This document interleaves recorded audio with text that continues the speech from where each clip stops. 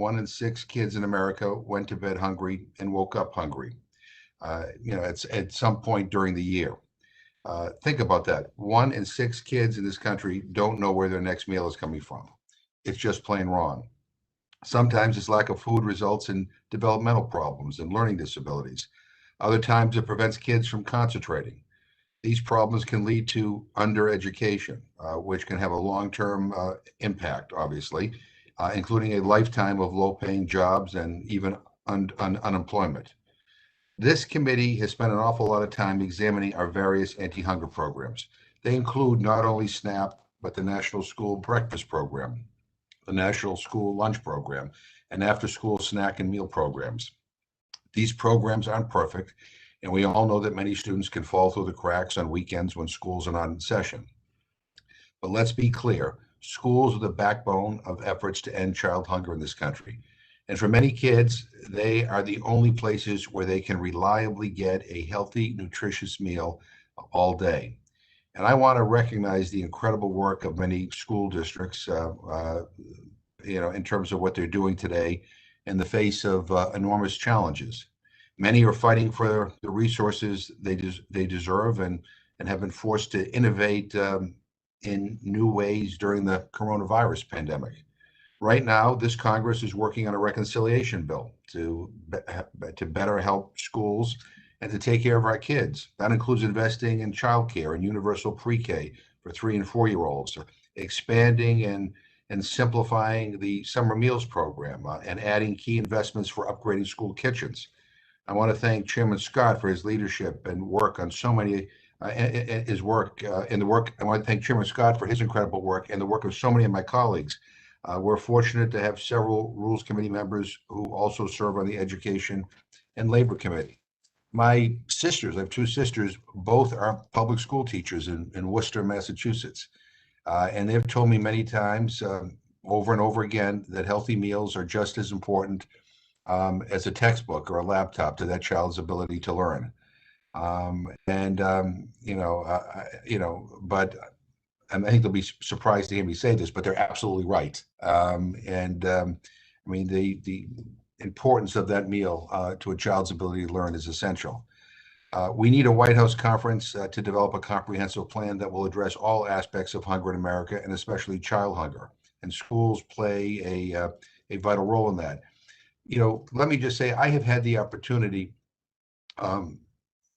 to travel around the country, and I met with some of you in person, but travel around the country and see some schools that are doing things right, and see some schools that are doing things wrong. And by the way, when we talk about ending hunger, we're also and food insecurity, we're also talking about ending nutrition insecurity as well. We want to make sure our kids are given healthy food, in their meals, and they learn about healthy foods. But one of the things that has kind of amazed me is that in our system overall, and it's just like our healthcare system, but even in our education system, there oftentimes is this disconnect between nutrition and even agriculture and what kids learn in school. And I don't know when that happened, when that all kind of diverged, but it seems to me that they ought to be brought back into the school system. I've seen some incredible examples, and some of you represent them, where nutrition lessons and agriculture are kind of intermingled with the curriculum. And the results are incredible, right? The result kids learn better. They're better prepared for the world. They learn about what good food is. They're teachers to their parents. It's all good. And so what I hope this White House conference will do, hopefully next year, is highlight the role that schools and our educational system can play in alleviating and ending food insecurity and nutrition insecurity, and helping teach our kids even the essentials of how to cook, which is a skill which is so incredibly important to their health and well-being when they leave school. So I'm really happy that you are all here today, because I look forward to your testimony, but we also want you to be involved in helping the White House when we get to this topic to be able to help flush out an agenda for them to pursue and help them understand what they can do to what are the deliverables that they can come up with and what can Congress do. So anyway, the new academic year has just kicked off, and I hope that this is a timely discussion. And again, I appreciate all of you for being here. So let me introduce our witnesses. Denise Fort is the interim CEO at the Education Trust. She brings experience from her work at the federal legislative and executive branches to her current role, where she engages policymakers and diverse coalitions of advocates to demand and secure equity advancing policy change at the national and state level. Ronald Green is the Vice President of Nutrition and Family Wellbeing at Quality Care for Children. He's responsible for their administration of the Federal Child and Adult Care Food Program that serves 4 million meals and snacks to over 22,000 children across Georgia each year. Chef Ann Cooper is the president and founder of the Chef Ann Foundation. She is the author, educator, she's an author, educator, public speaker, and champion of school food reform as an important avenue through which to improve childhood nutrition. Her foundation empowers schools with tools, training, and funding to serve meals. Moses Thompson is the director of the Community and School Garden Program at Manzo Elementary School in Arizona, which I had the pleasure of visiting. It was incredible. What an incredible experience. He utilized therapeutic nature gardening and crisis response counseling and to proactively foster social and emotional development with all students, which grew into a nationally recognized award-winning program. Stephen Ritz, who I also had the pleasure of visiting in person, is the founder of the Green Bronx Machine. He's responsible for creating the first edible classroom in the world, and he and his students have grown more than 130,000 pounds of vegetables. The Green Bronx Machine builds healthy, equitable, and resilient communities through inspired education, local food system, and 21st century workforce development. And Barbara Duffield is the executive director at Schoolhouse Connection, a national organization working to overcome homelessness through education. For more than 20 years, she has bridged policy and practice in early care, education, housing, and homelessness. So I am thrilled that you are all with us today, and we will begin with Ms. Fort. Thank you, Mr. Chairman. Good morning, Chairman McGovern, Ranking Member Cole, and members of the House Rules Committee. Thank you for the opportunity to testify today. My name is Denise Fort, and I am the interim CEO of the Education Trust, a national nonprofit organization dedicated to closing opportunity gaps in education that disproportionately affect children of color and students from low-income backgrounds. I also must proudly say that I was also a congressional staffer for 20 years, most recently as the staff director for the Education and the Workforce Committee, now the Education and Labor Committee, chaired by Representative Bobby Scott. In my early years on that same committee, I led a number of child nutrition reauthorizations, working closely with the House Hunger Caucus under Chairman McGovern's leadership. So I'm very honored to be asked to share with you the Education Trust thoughts on an issue that is truly near and dear to my heart. Over the past year and a half, Black, Latino, and Native American students have disproportionately suffered from the negative effects of the pandemic. Students of color were much more likely to have teachers with less support to execute online learning, parents whose jobs did not allow for telework or time to assist with schoolwork, and more socio-emotional stressors than their white counterparts. This has contributed to a disproportionate amount of unfinished learning experienced by students of color. This pandemic has also exposed once again that at its core, food insecurity is also a racial justice issue. Even before the pandemic, people of color were disproportionately surrounded by food deserts. In fact, nearly 40% of Black and Latino households with children struggled to put food on the table at the beginning of the pandemic. And last fall, an Education Trust New York poll found that 40% of parents skipped or reduced the number of meals they consumed personally because of the pandemic. In response to the growing issue of hunger in America during the pandemic, the Pandemic Electronic Benefits Program, PEBT, was created to provide essential benefits to over 8 million families with children, lifting at least 2.7 to 3.9 million children out of hunger. The Department of Agriculture expanded eligibility for the SNAP program and increased maximum benefits. And since the recent child tax credit payments began, the number of families reporting that they do not have enough to eat dropped by 3.3 million. And as a result, and this is wonderful news, unlike in past recessions, food insecurity did not increase overall between 2019 and 2020. Additionally, just last week, the House Committee on Education and Labor recognized the need to remove barriers for students and families in the Build Back Better Act. The bill would expand and extend summer EBT, expand student eligibility for school meals, enable more students who participate in Medicaid to automatically receive free or reduced price meals, and create a healthy foods incentive demonstration pilot. We must build on the successes of the government's response to COVID-19 over the last year to ensure all students have sufficient access to quality and nutritious foods.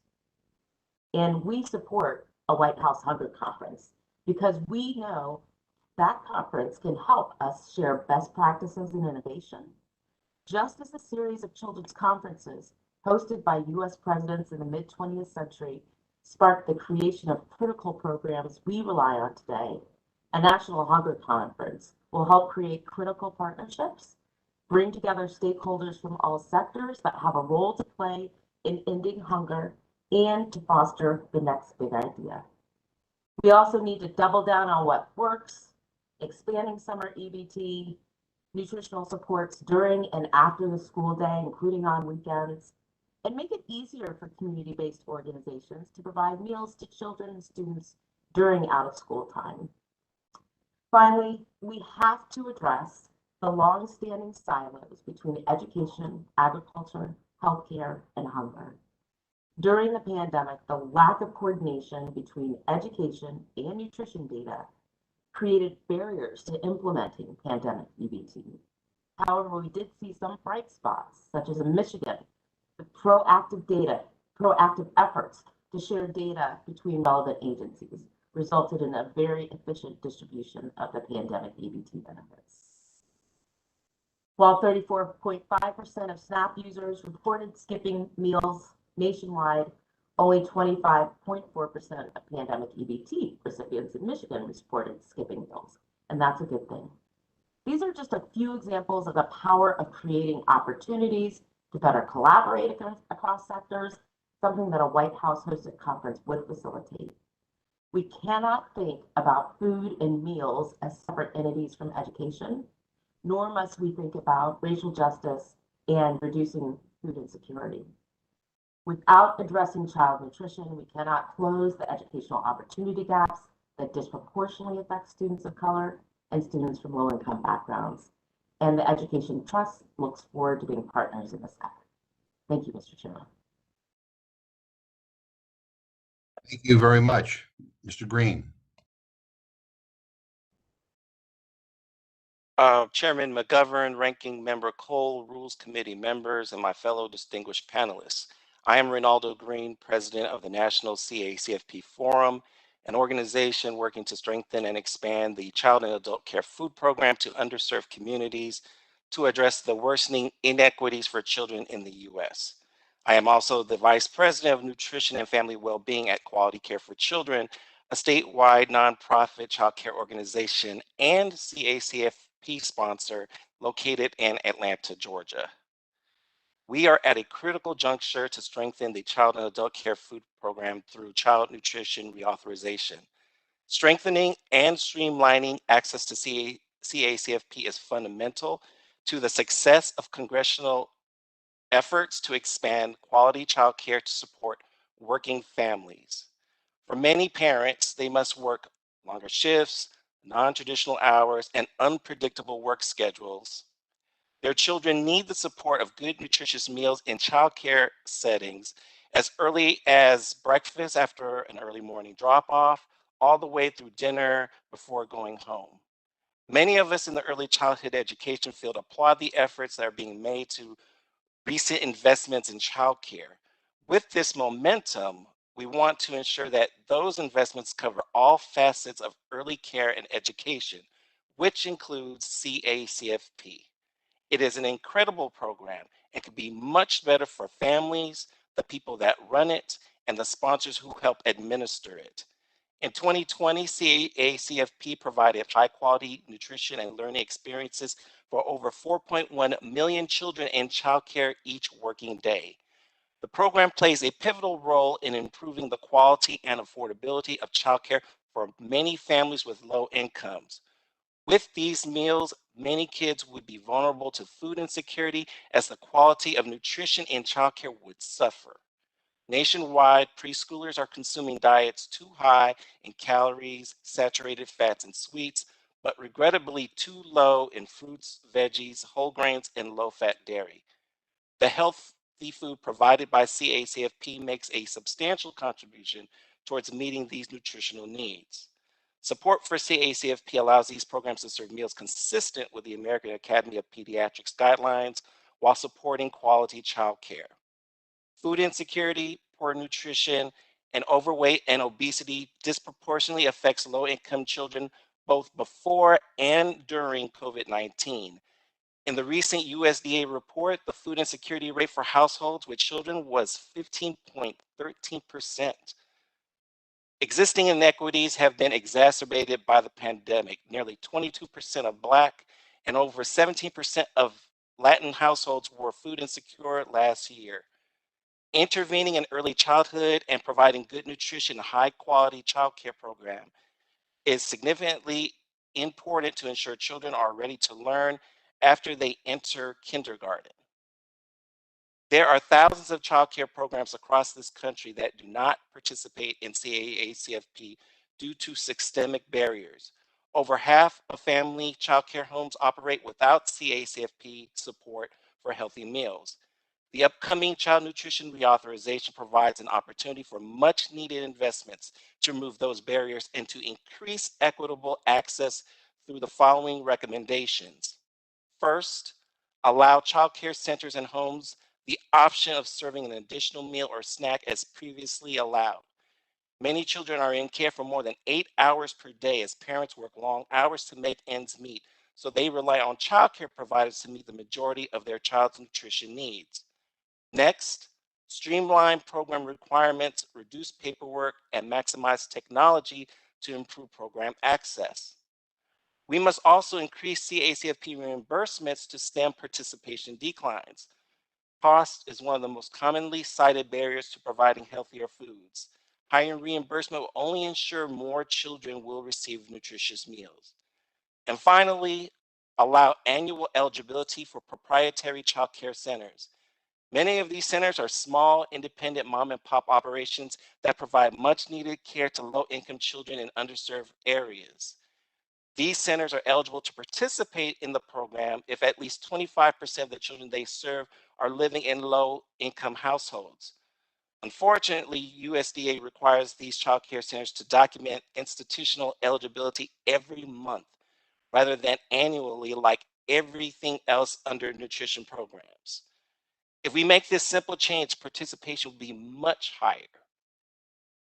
In conclusion, the National CACFP Forum wishes to thank Congress for the emergency funding to CACFP sponsors, centers, homes, and after-school programs included in the American Rescue Plan Act. This funding will help cover operating cost deficits that were created by shutdowns, as well as the shifts in services which occurred during the first 3.5 months of the pandemic. This support is essential to maintaining the infrastructure and the financial viability of program operators and administrators. Without CACFP, family budgets are strained, which contributes to food insecurity.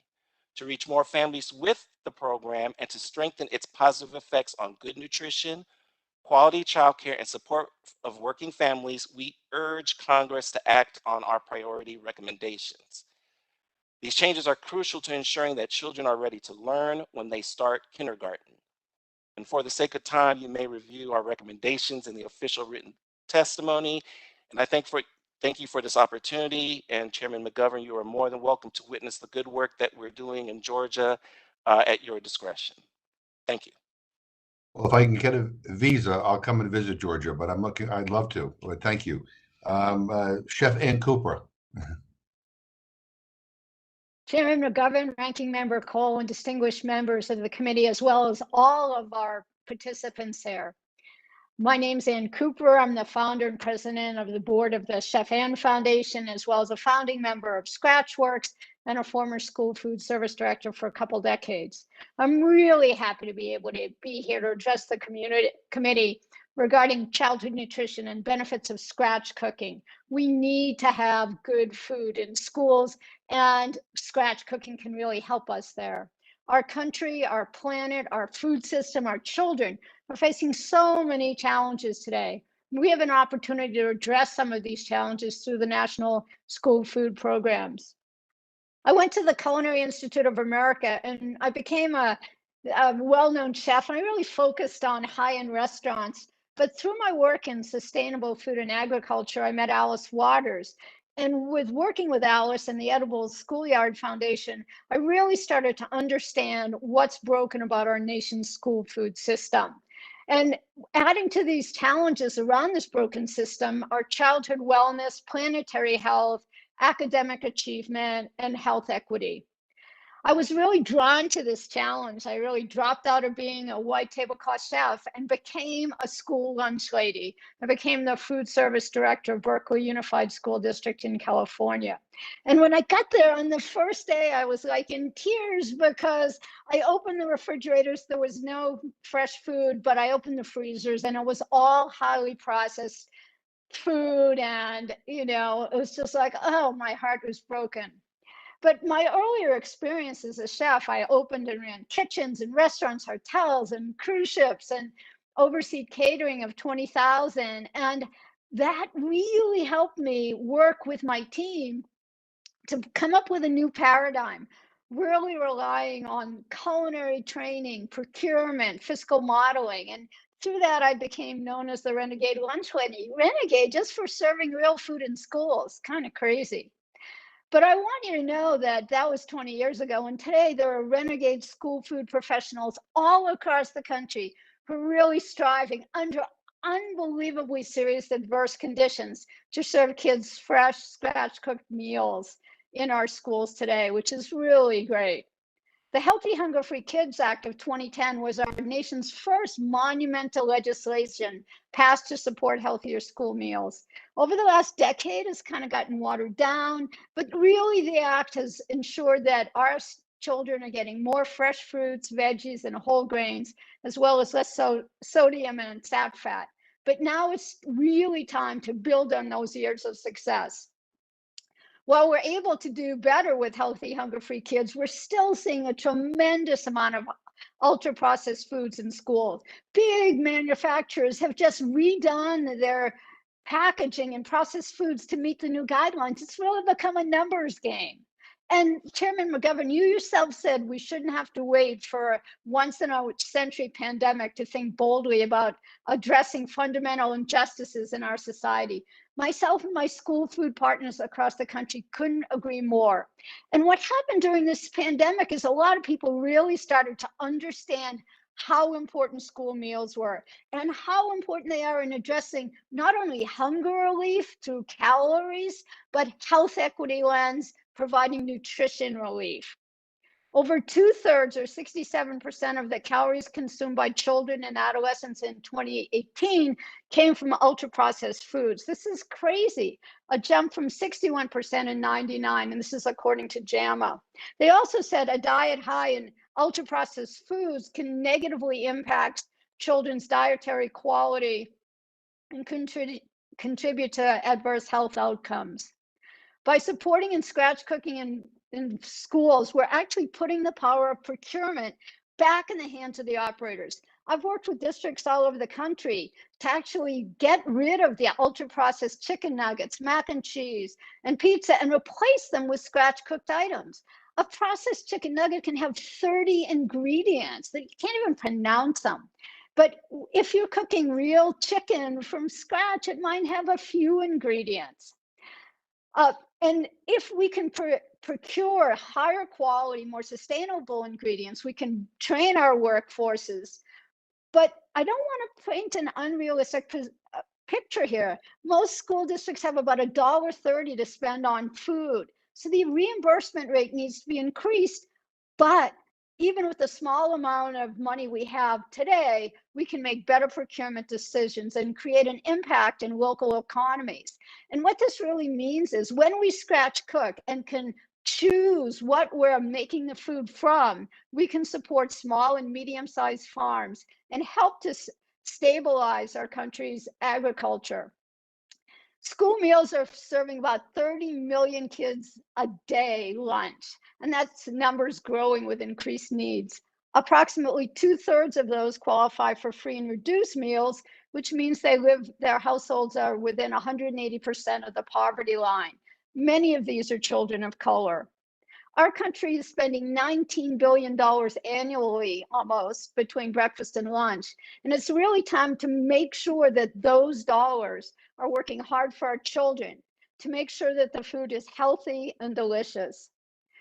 And it really should be a birthright in our country, one of the richest, if not the richest on the planet, that every child every day has access to healthy food in school, and that no child is ever hungry. And thank you so much for doing this work, because we can make this change happen. Thank you.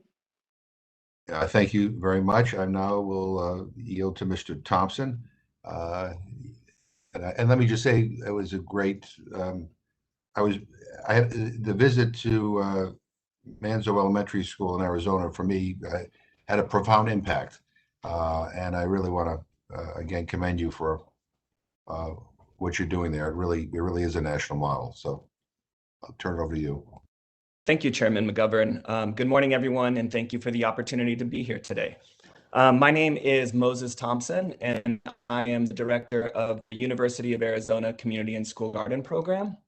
The work we do is at the nexus of K-12 and post-secondary education. The program is a partnership between the university and Arizona's second largest public school district. My position is joint funded. On the university side of the partnership, the heartbeat of the program is an internship course where our course fulfills many community engagement requirements for students across campus. The class is cross-listed in a number of majors, allowing students to earn credits towards their graduation. Each school year, we train and we place about 100 university interns in a network of 18 school gardens. And those interns serve about 10,000 hours of school garden enrichment. The way that the program works is that the interns receive valuable community engagement experience, and then in return, the public schools, many of which are underfunded, Title I schools, get school garden enrichment that helps stabilize school garden programs. During the COVID-19 school closures, the university interns were able to go into closed schools, harvest school gardens, and distribute school garden produce in the community. We also worked lockstep with the food services department at Tucson Unified, and we were able to get school-grown produce into the mobile meals services. While schools were closed, the university interns also kept the school gardens online and prepared the school gardens for the return of in-person learning. I think it's also important to note the university side of the program provides fundraising support and fiscal sponsorship, which allows us to both raise money and spend money more effectively.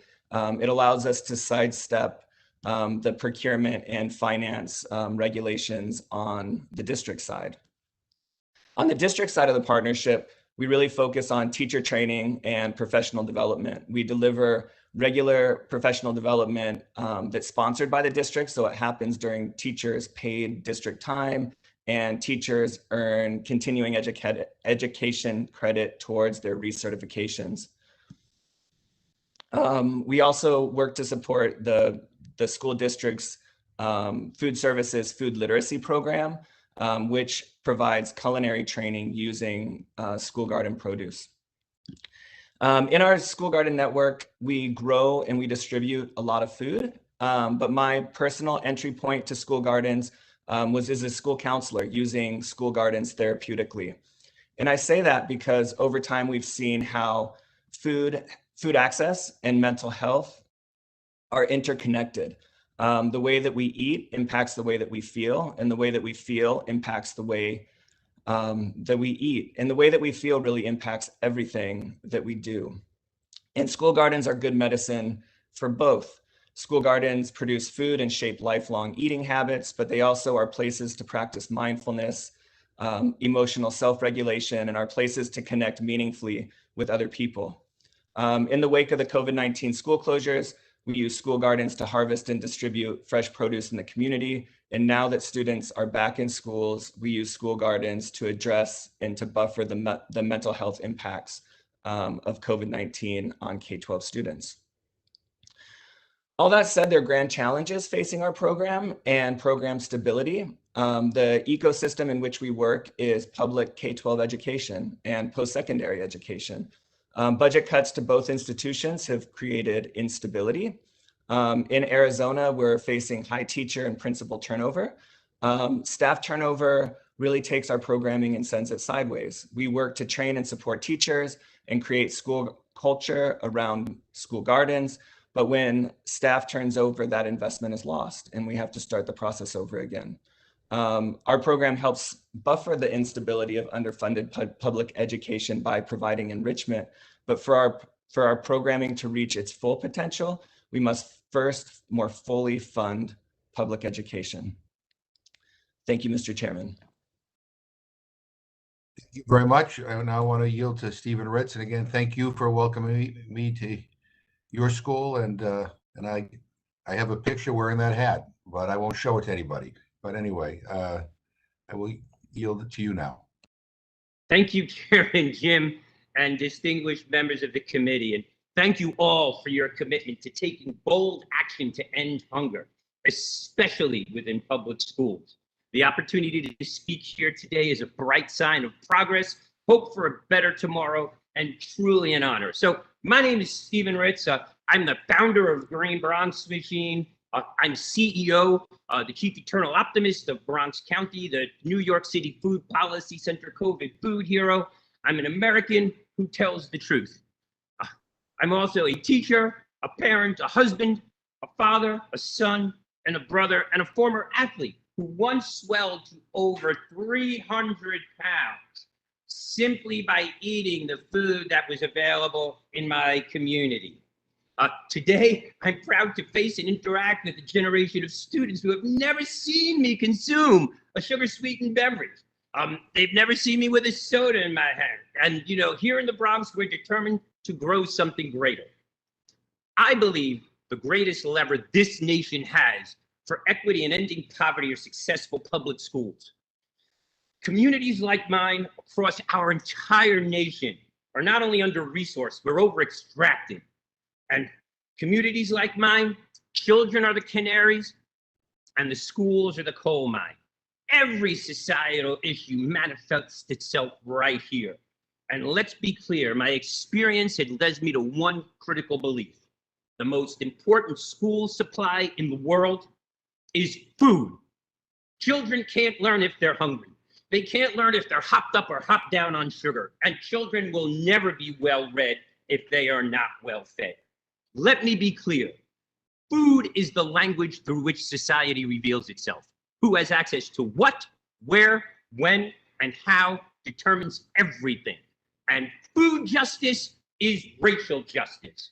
Green Bronx Machine is a locally based school organization that is spreading across the country. And I like to say, we grow vegetables all year long. We grow vegetables, our vegetables grow students, our students grow schools, and our schools grow communities. Green Bronx Machine is the first organization in the nation to grow in school enough food to routinely feed 450 students a healthy meal and we do it all year long. At the heart of our work is an award-winning curriculum designed to be disruptive. We use safe, child-friendly indoor academic learning gardens that can feed an entire class and are assembled in under 40 minutes if you take it out of the box, and in under 15 if you read the directions and watch the video. The fact is that we can grow copious amounts of food in schools is evidenced by the fact that this technology is being used today by 7,500 schools. Our schools have moved from underperforming to outperforming their peer equivalents by using curriculum, by putting food and nutrition at the heart of all learning. Our model is inclusive, it's flexible. We've specialized in working with overage, undercredited youth, foster care youth, adjudicated youth. It's a whole school model. I'm proud to say we built the first ADA accessible commercial farm in America, and also the first commercial run farm by foster care youth in the heart of Appalachia. Using the lens of food production, community development, health and wellness, we connect education to opportunities. And here in the poorest congressional district in America, with some of the highest unemployment and chronic underemployment, we've partnered towards 2,200 living wage jobs. So what have we seen? We are seeing that children are getting sicker and fatter. We're seeing that the onset of puberty is happening at an earlier and earlier age, often for girls in communities with meat and dairy intense diets in second grade. Our children are becoming increasingly disconnected from food. They're obsessed with the celebritization of it. The marketing of fast food, highly processed food is increasingly aimed at children, and in particular, low-income and marginalized communities. Fast food opportunities are experiencing double-digit growth in communities like ours, decimating local economies. COVID has created epic food insecurity as well as obesity problems, and obesity is now often the face of hunger. What have we learned?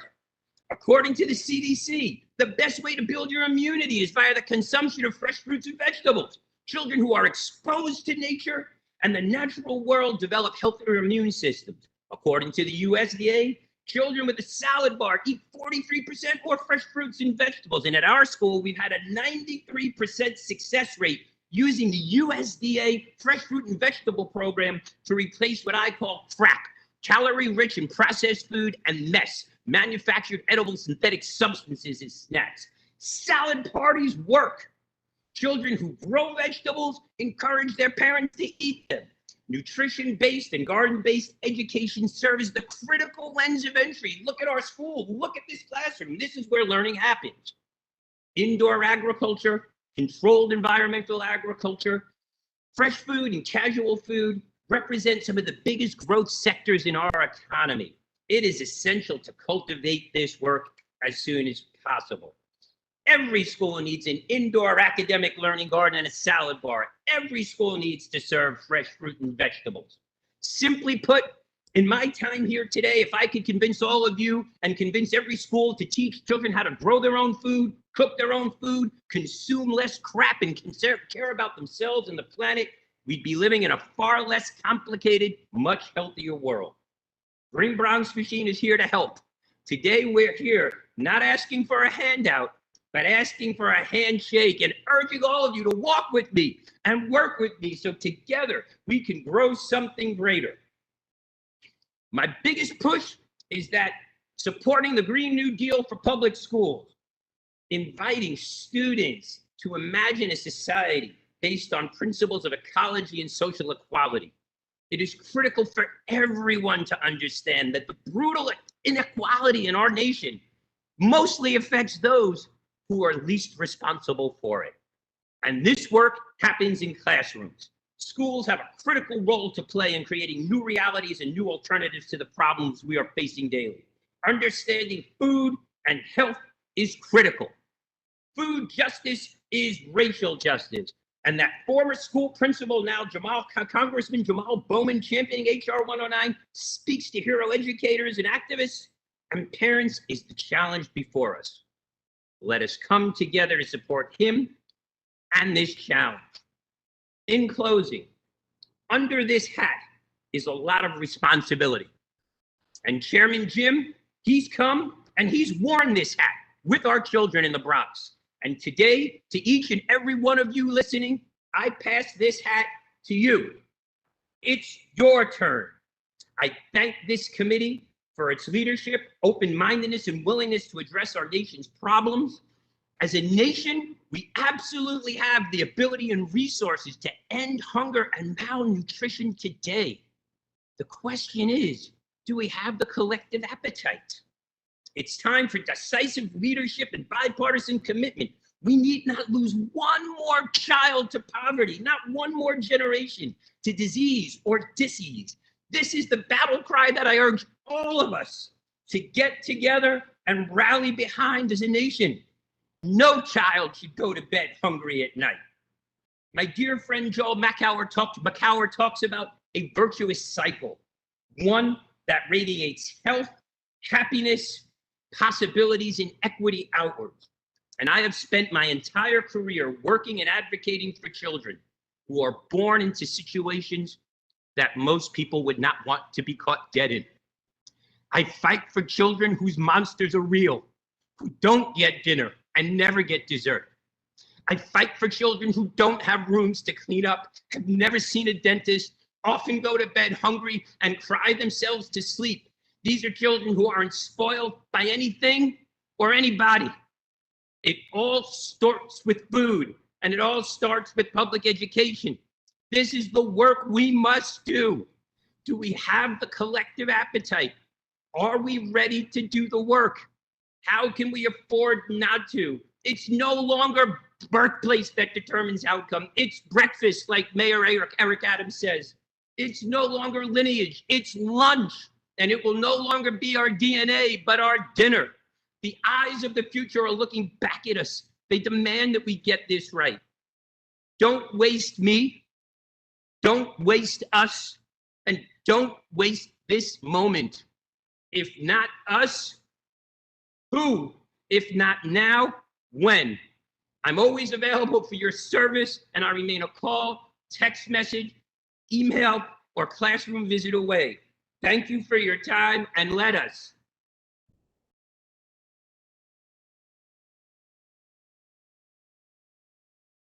end hunger now. Thank you. Well, thank you very, very much. Appreciate that. Ms. Duffield. Thank you very much, Chairman McGovern, Ranking Member Cole, and members of the committee. Although I do wish that the order had been reversed and that Mr. Ritz would have gone last. It's a hard act to follow, and I very much feel the words that were spoken. My name is Barbara Duffield, and I am the Executive Director of Schoolhouse Connection, a national nonprofit organization working to overcome homelessness through education. Public schools see what no other entity sees: the child who hoards food before a 3-day weekend, the child who falls asleep in class because she was watching over her siblings all night long, the child who gets off at a different bus stop every day, the child who is homeless. Homelessness is inextricably connected to hunger. Families and youth stay hungry in order to stay housed. They eat less in order to pay rent. Once homeless, finding food or accessing meals becomes much more challenging. Moving from place to place, not having transportation or cooking facilities, or even a can opener are all real barriers. Families and youth who are homeless who stay with other people eat less or not at all in order not to get kicked out. So it should come to no surprise that high school students experiencing homelessness are nearly 3 times as likely not to have had breakfast each day compared to their stably housed peers. A significant impediment to solving the problem of child and youth homelessness is its invisibility. We cannot solve what we do not see. Many communities lack shelter capacity. For these reasons, families and youth move frequently between unstable situations that make it hard to social distance and impossible to stay home. Of the 1.4 million children and youth who were identified by public schools in the 18-19 school year who were experiencing homelessness, only 12% were staying in shelters when they were first identified. In fact, in the areas represented by the members on the Rules Committee alone, 61,796 homeless students were identified by schools in the 1920 school year. When we understand how children and youth experience homelessness, that most of these students are not in shelter, but rather stay in hidden situations, it becomes even clear that schools are not only the best, but often the only source of food and support. And yet homelessness itself creates many barriers to school enrollment and attendance, and hunger makes school success all the more difficult. Congress has taken important steps to remove these barriers. Under the McKinney-Vento Act, every local education agency is required to designate a homeless liaison to ensure that homeless children and youth are identified and connected to services. Children and youth who are homeless are also categorically eligible for school meals. So schools then can be a refuge, a home for children and youth who have none of their own. But when the pandemic took hold in the United States, children and youth experiencing homelessness lost that home too. They lost the most stable place in their lives. Without school staff to notice potential signs of homelessness, many students went missing. Last fall, we partnered with the University of Michigan on a national survey that found a 28% decrease in the number of McKinney-Vento students compared to the previous fall. That's a drop of about 420,000 students. Those numbers are cause for great concern because if homeless students aren't enrolled by schools, if they're not identified, they may not be enrolled or fed. Despite the many upheavals of the pandemic, educators have worked diligently to stay connected and meet needs holistically. My written testimony contains examples of outstanding efforts from wraparound service coordinators and host homes for homeless youth in Adams 12 5-stars in Colorado, to dispatching school safety officers to deliver meals to homeless families in Lawton, Oklahoma, to statewide efforts in Massachusetts to ensure that homeless families and youth do receive their pandemic EBT. And I would urge members to contact their McKinney-Vento homeless liaisons in their districts and learn from those on-the-ground perspectives. We must build on the role of schools and leverage their unique position in communities. But siloed responses from different federal agencies create barriers that cause and perpetuate homelessness and therefore cause and perpetuate hunger. To remove those silos, I offer some recommendations in my written testimony, and I just want to touch on two of them here very briefly. Most pressing, the Treasury Department should authorize and incentivize the use of public schools to deliver emergency rental assistance to prevent evictions. If we can prevent homelessness, we can prevent hunger. Many emergency rental assistance programs have been unable to distribute assistance in a timely manner. The result, billions of dollars in unspent funds while the ranks of families facing eviction and experiencing homelessness grow. To reach those vulnerable families quickly and seamlessly, the emergency rental assistance program should leverage public schools because time is running out for millions of families. Second, we must ensure that schools have the capacity to identify and serve homeless families and youth. If we don't, schools will continue to under-identify and under-enroll them, preventing access to school meals. School district homeless education programs do provide an existing infrastructure to reach those hidden families and youth.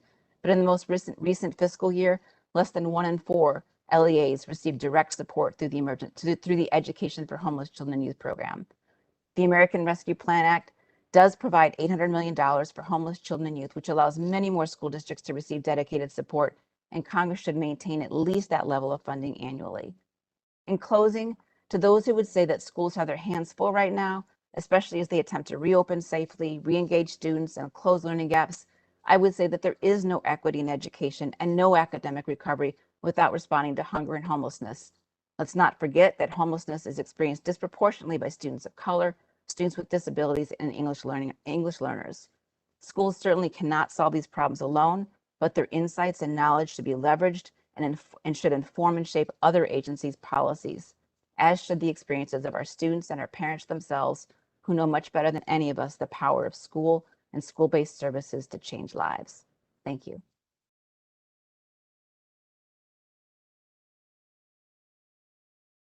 Well, first of all, let me thank all of you for your excellent and very powerful testimony. And as I said at the beginning, in too many of our schools, and I think this is a systematic issue. I mean, there is a disconnect from all what we're talking about here today, and what actually goes on in the classroom.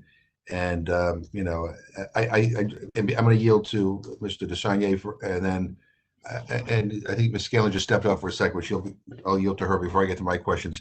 But I just want to tell you that we're working on legislation now, the Build Back Better bill that I hope we will be able to move forward. Does a lot of stuff, will extend or hopefully make permanent the child tax credit, which will help our kids. But among other things, there's $500 million in that bill for kitchen infrastructure for our schools. I mean, I've got schools in my district that don't have kitchens. So a lot of the stuff that we want to talk about here, like scratch cooking, you can't do, right? I mean, unless you do it off-site. And so this $500 million can help get schools to the point where they can actually do scratch cooking and can do some of the innovative stuff, because infrastructure is also a necessity. It's not just the I want to do it, right? We gotta make sure that schools are equipped to do this. And some of the places I've visited and some of the models that have been referred to have been the beneficiaries of grant proposals and people, like-minded people who understand the importance of investment. But we need more sustainable investment. So it's not things are not determined based on grants or longevity of grants. I mean, we need to build this into our system, and so I think the Build Back Better bill will provide us some help with that.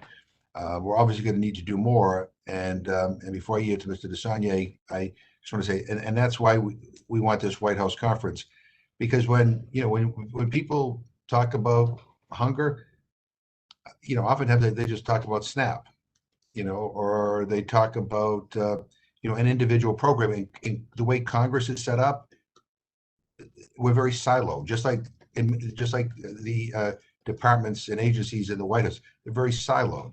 So USDA has some responsibility. Education department has some responsibility. HHS has some responsibility. I mean, basically every agency has some responsibility, but people don't regularly get together as a group and say, okay, just like as our committee chairs don't say, okay, we want to deal with this issue holistically. What can we all put on the table? And so that's why the Rules Committee is doing these hearings, is because we don't have any jurisdictional constraints. We could do whatever the hell we want to do. And that's what we're doing here, right? I mean, we're kind of operating similar to the way the Select Committee on Nutrition and Human Needs operated, way back in the 1970s. And so we're trying to connect the dots. So again, your role here is the importance of our schools and our nutrition programs aimed at our kids, the role that they play, and that has to be a central part of this holistic approach to dealing with hunger. All these hearings are creating a volume of information that we are giving to the White House.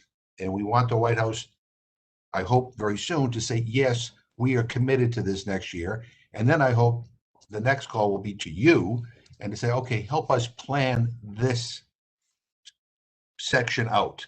Like, how do we discuss it? And what are the things that we ought to be aiming to do? What can the administration do on its own? What are things that Congress needs to do? What is the responsibility of the private sector?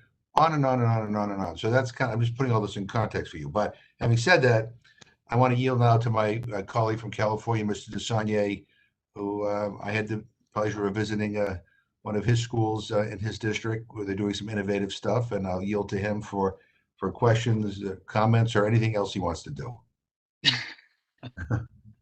Thank you, Mr. Chairman.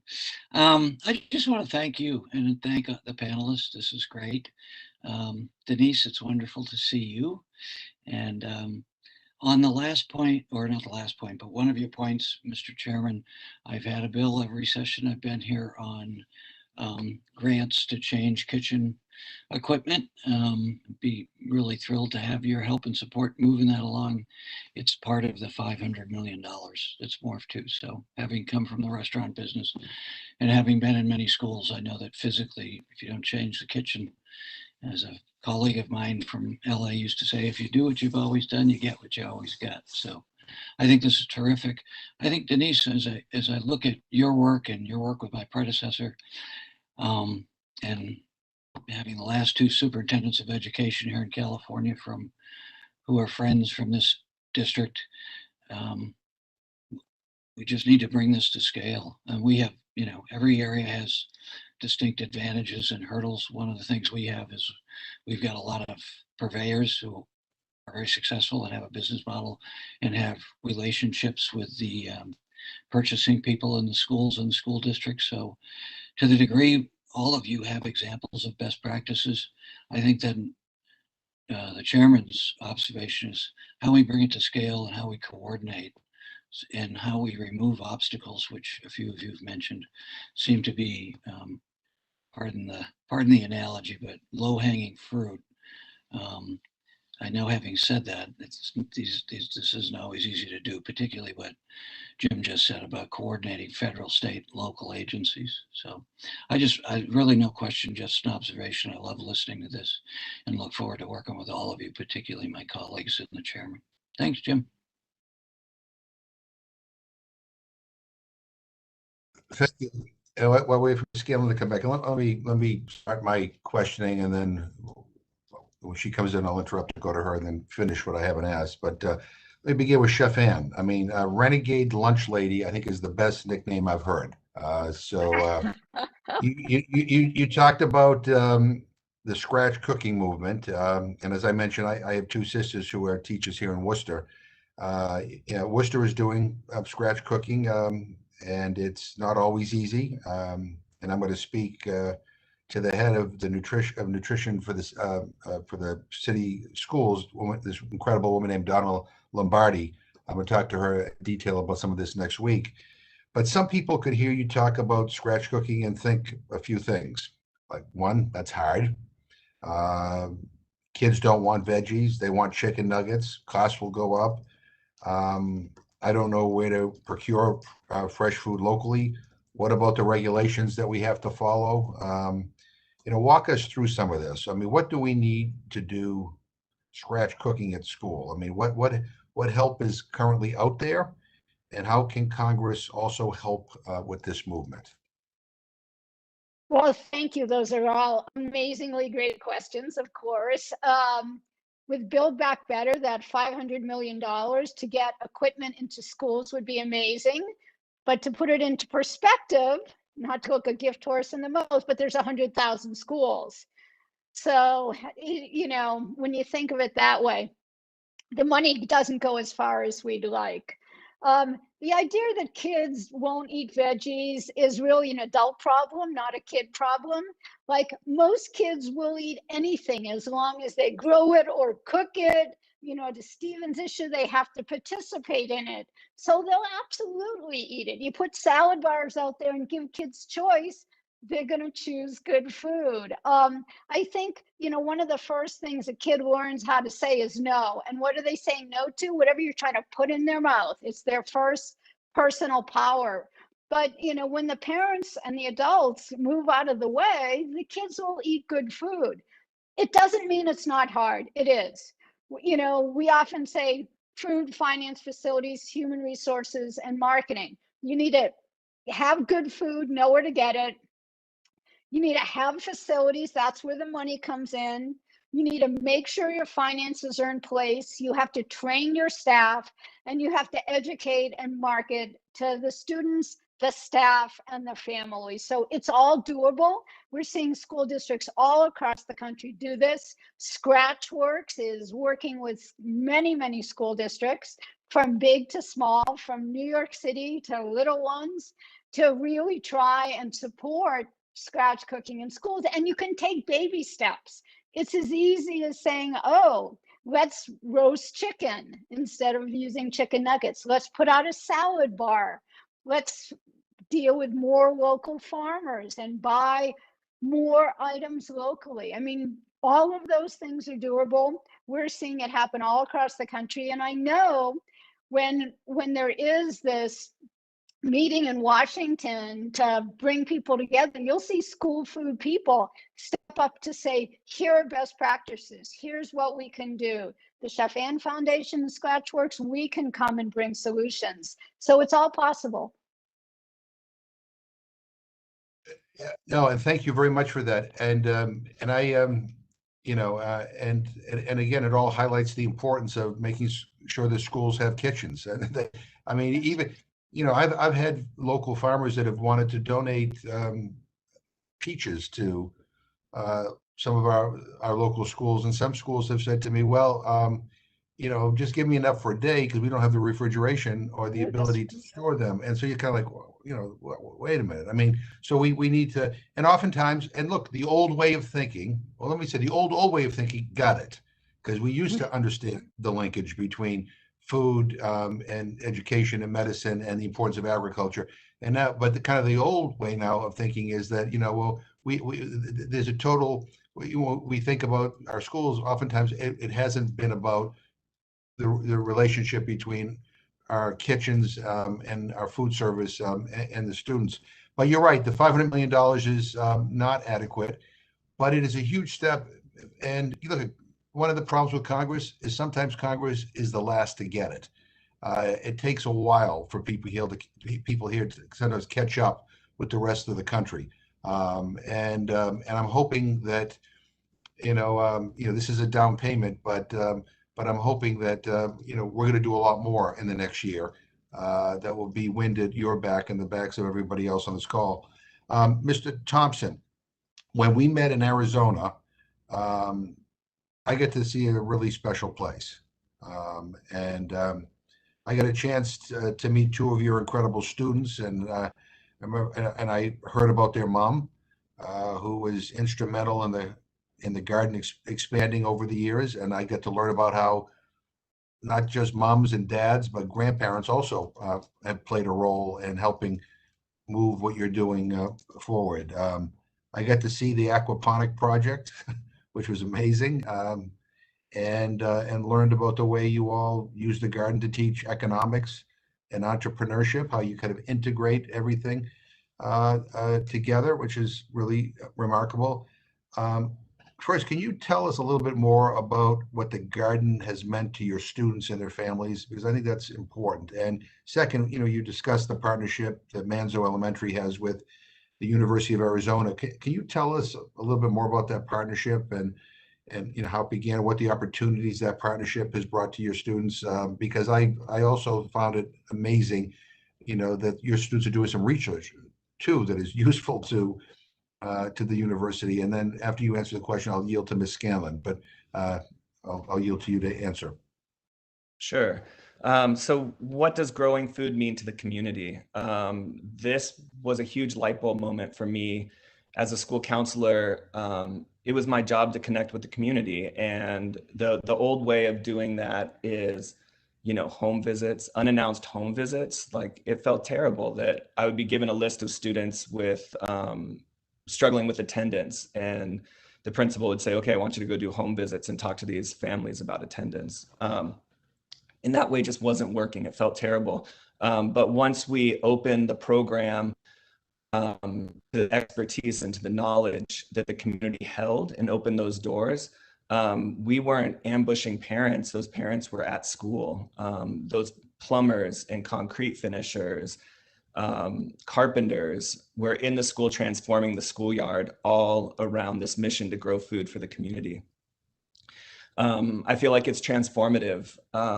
And I feel like one of the most powerful things that does is it allows people to reclaim the way they eat, reclaim their health, reclaim the way they feel about their agency in the world. When you take a child that's never grown food before and you see them build mastery, where you talk to a family whose maybe parents or grandparents grew food, but have, that's dropped off along the way, reconnecting with that food heritage. I feel like it does really powerful things in community. The question about the university partnership is everything with our program. I was working as the school counselor at a school. We were hustling, we were doing bake sales and car washes and having kind of clandestine cash boxes to meet our immediate needs was not sustainable. The district finance and procurement regulations require us to write purchase orders or to write requisitions and wait for purchase orders. A lot of times that takes a month or two. We can only spend money at approved district vendors. Very antiquated, and you cannot run a cutting edge program under those procurement rules. And so once the university came in, the university set up, we have access to development officers that help us raise money. We have access to budget managers that help us track spending. We have access to program purchasing and credit cards so we can spend immediately to meet our needs. The partnership is just amazing. We also, through program evaluations, see that we're providing a needed experience for university students, that university students have a desire to get off of campus, apply their knowledge outside of the classroom, the desire to connect with the community, that's what we're doing. And another valuable part of that partnership is we've opened a K-12 to post-secondary pipeline where students who have less access to higher education are building relationships with students from similar communities that go to school, that go to university, and they know university students, and they understand that pathway. Yeah, I think that the university district partnership is a model that is replicable if we're willing to break down those silo doors. Historically, the school district's relationship with the university was somewhat competitive, where there was territorialness, and both institutions were competing for the same pots of money. But we've aligned our vision in a way that we raise money together, that we serve both institutions. And for us, it's really the backbone of our program. And it's a stopgap really for the underfunded public schools that don't have funding for enrichment that should be there and that should be funded. I feel like we should not have to fundraise to do these programs, but we absolutely need to, that there's just not district resources to fund the infrastructure or the staffing that it takes to do the work that we're doing. But we're hoping that changes. Thank you. I have more questions, but I'm going to yield to Ms. Scanlon to do her questions first. Thank you, Chairman McGovern, and thank you to all of our witnesses for being here. Mr. Thompson, your story just so resonates. I have a very good friend who's the nutrition educator for a local school district here, and she has a community garden, and they use it for everything. I mean, it allows them to work with the kids in their early intervention program. It allows her to work with high school students, teaching them how to cook for themselves so they can sustain themselves once they leave school. She can adapt the lessons to all grade levels, all learning styles. So we're big fans of the idea of having community gardens, although in some of our less temperate zones, it becomes a little more challenging, but we still make do. So thank you for that work. I started working on school food and nutrition policy when I was an advocate with the Education Law Center of Pennsylvania and working with a lot of our inner city schools in Philadelphia and surrounding areas. And then I drank the Kool-Aid and became a school board member in my own suburban community. And that was right about the time the 2004 Child Nutrition and WIC Authorization Act went into effect. And it gave us the leverage of having the wellness policies that were required and which, shockingly, our school districts did not know about. So we were able to use the mandate that schools develop a wellness policy to make some changes. And I think Chairman McGovern talked early on about, how did our school meals become so divorced from nutrition? Well, commodities. They were seen as such a great place to put all your pasteurized, processed cheese food. And then the commercialization of those programs, because it was cheaper and quicker to have someone else provide it. But as has been noted, you tend to get a lot of processed junk and lowest common denominator. So I walked into a school district that had so many issues that there's been great work around by folks on this hearing and elsewhere, whether it's encouraging school breakfasts. So your kids come to school and they get fed in the morning so they can sustain themselves throughout the day. The kind of universal eligibility programs that have been so important in some of our more low-income districts to make sure that everyone gets fed. All the programs to reduce stigma so that, we were able to put in an electronic system for people to buy their lunches. So it wasn't just the kids who had the little card who were having the free and reduced lunches, so that they were more likely to go get it. And then plussing up the health and nutrition on the options. When I joined our school community and started the wellness committee, what we were hearing from the for-profit food service was, it's, they want the supersized deep fat fries, and if we don't give them that, they're going to go out to lunch.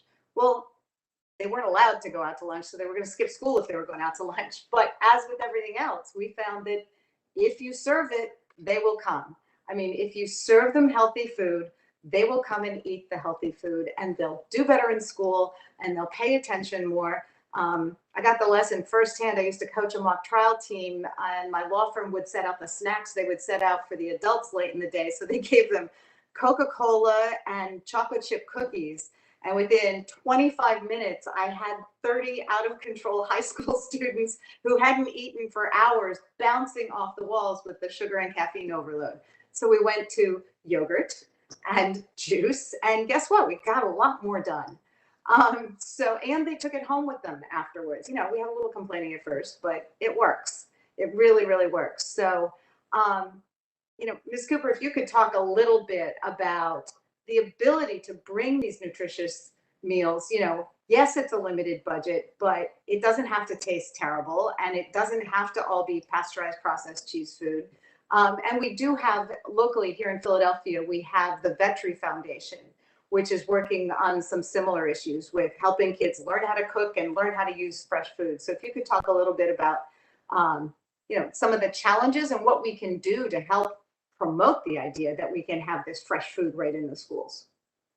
Well, you know, it's really, in some ways, if you have the equipment, and I do believe that of that $500 million, there's also money there for technical assistance. So having a piece of equipment isn't enough. You have to know how to use it. You have to be able to train. You have to design a kitchen that makes sense. You have to know where to put the equipment. So technical assistance is really important. But, you know, if you have something more than a hot box to heat a chicken nugget, if you just have a convection oven and a refrigerator and a freezer and maybe a walk-in, you could roast chicken. I mean, every single person who's on this call has probably roasted chicken at home. You know, this isn't brain surgery, it's roast chicken. So if you could just do something as simple as replace chicken nuggets with roast chicken, replace canned green beans with things on a salad bar. I mean, yes, you have to have the salad bar, although the Chef Ann Foundation has a salad bar program, and we could help with that. And there, of course, we need more money for that as well. But you can't have a salad bar unless you have refrigeration. So you have to have refrigeration. And it's just simple food, you know, and it can start incrementally. You can start with speed scratch. So maybe you can cook pasta and you use a pre-made sauce. I mean, maybe you could start with that, you know, but you find a clean label pre-made sauce. And instead of having all kinds of packaged things, like something like a burrito, instead of a packaged burrito with 70 ingredients, I mean, how about tortillas and beans and rice? Couldn't be cheaper. Maybe have a little bit of cheese in there. It's going to meet the guidelines. It can be delicious. And people can make that. So we can train, you know, we can use this as career development. We could buy local beans. We could buy local vegetables. We can support medium and small scale farmers. It's all really possible. And, you know, Mark Vetri is a colleague, and I know him, and he's doing great work there. We can make these changes. We need to take baby steps. We need to not be afraid that, oh, we're not doing it all. One step at a time, one ingredient at a time, you know, pick a thing, something as simple as a burrito or roast chicken, and just start walking down that road, getting rid of the worst of the ingredients, the worst of the highly processed products, and just start making changes. And we can do this together. Every single person on this call can work towards this together. We're all in it. So we can make this happen. And we did see in those, you know, 2005, 2006, we saw huge strides in terms of reducing the fat content, reducing the sugar, making the switch to whole grains, and it worked. And we're seeing results now in terms of the data that comes out. So we need to continue down the road. Very excited about the idea of trying to work on the infrastructure necessary. I work with one school in Philadelphia, a high school that didn't have a full kitchen. And because they didn't have the full kitchen, they were providing these teenagers, and you know how teenagers eat. I had two boys. They were providing them with these elementary school sized meals. And, you know, you've got these 6 foot whatever guys whose metabolisms are going crazy, and they're, you know, trying to scarf down as many little itty bitty elementary school meals as they can get their hands on. So making it appropriate. And then I think my other suggestion is going to be that the administrators who implement the programs have to dine at these schools in order to see what they're putting in here, because some of the regulations and such are just crazy. And if we make them have a vested interest in making sure that the food is tasty as well as nutritious, I think that would be helpful. And I would yield back. Thank you, Chairman. Thank you very much. Oh, yeah. Mr. Green. Yes, I just wanted to contribute to the conversation. I know I'm the child care guy, but I just wanted to first acknowledge Ms. Scanlon, like when they did reauthorization 10 years ago, that also improved the nutrition standards in early childhood education and has been well received. And children who families once said, oh, they'll never eat whole grains, etc., they're doing it, and providers are doing it and taking to it very well. I just want to say, in the efforts of the administration to build back better and wanted to make these efforts at investing into universal pre-K, that child, like we can't forget that the link of pre-K to the child care system, to the school system, and that child care programs are susceptible to the same pitfalls as many schools. I'm currently sponsoring 400 family child care homes and 150 child care centers in our state.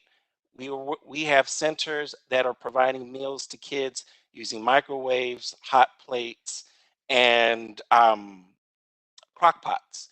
And they don't have the full-size kitchen to really realize the things that they can do with meal preparation. So as it's been great that schools are going to be eligible to receive these facility upgrades, it's also needed in the childcare realm as well.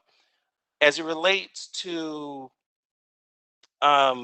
gardening and farm to school, similarly, there is a movement called Farm to Early Care and Education, which follows pretty much the same principles. And it's really a way of taking CACFP as the foundation and really taking this farm to ECE piece and really building upon that. And so what that is that childcare programs work with kids in a purposeful way in their classrooms to learn about their food. You ask a lot of kids at that age where their food comes from. They'll say their parents. They'll say it comes from the grocery store. But really, this is a way for them to really have hands-on experiences of taking what they learn in their pre-K rooms and taking it out to outside edible gardens. And it's really been great to see these kids just one day plant seeds, come out a couple of days later, and there's watermelon, there's squash. And these kids will eat these foods because now they know where their food comes from. And we've had countless stories of the 30-something sites that we've worked with in the past 4 years where parents say they'll never eat that. They'll never eat tomatoes. And then come around, their kids are eating tomatoes in the child care center or family child care home. And not only that, they're going to the grocery store with their parents saying, Mom, I want some tomatoes. I want cucumbers. And their parents, are astounded by that. And that happens because we're teaching good nutrition through CACFP, and we're finding ways to get these grants out to these childcare sites so that they can do that, so that when they go to school, they can make those good decisions. And when they go to the salad bar, they'll want to eat those different foods because they're there and it's not foreign to them. And I just really want to just say that there's a lot of good work going out there. And there's really a way to start early so that when they go to school, they're set up for better success. Thank you. And I think Ms. Ford would like to respond to this. Yeah, and then I think Mr. Ritz, I think you had your hand up. Yeah, this is like Hollywood Squares. So we're not in person. So if you just do something like this, I'll see you and I'll call on you. So if you're just scratching your head and you don't want to speak, I'm sorry if I recognize you, but I think you wanted to be recognized, Ms. Ford. I did. Thank you so much.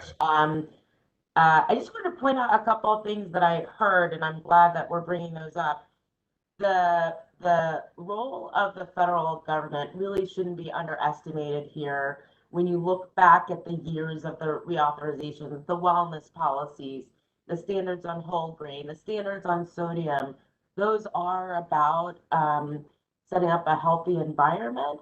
And sometimes you need that little nudge because there are a ton of food service directors across the country who want to do that, but feel restricted. So that role is particularly important.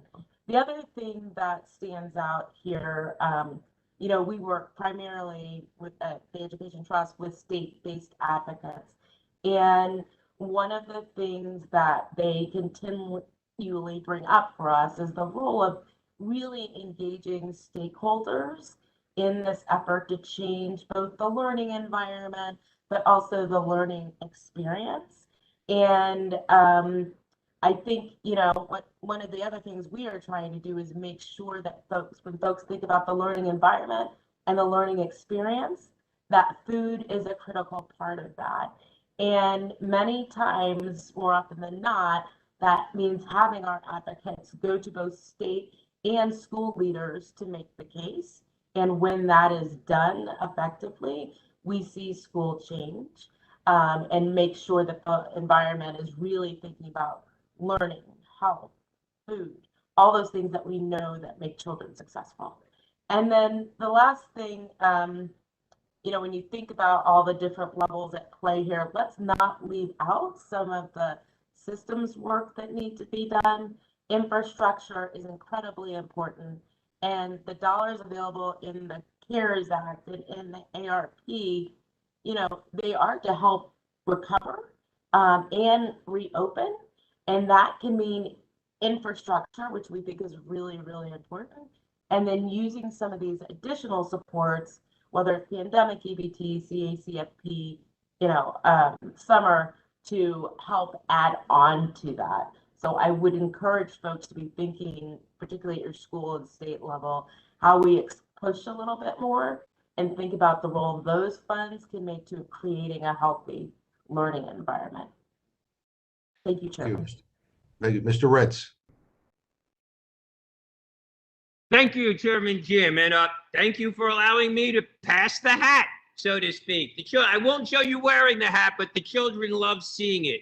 So while we were convening, I was doing the math, and I couldn't agree more with Chef Ann. You know, 500 million is a great start, and there are 100,000 schools. So what can we do? Well, I did the math. Number one, we can put an indoor garden in every single school in America. We can do that with the math. Number two, we can put a classroom kitchen, a mobile classroom teaching kitchen in every single school.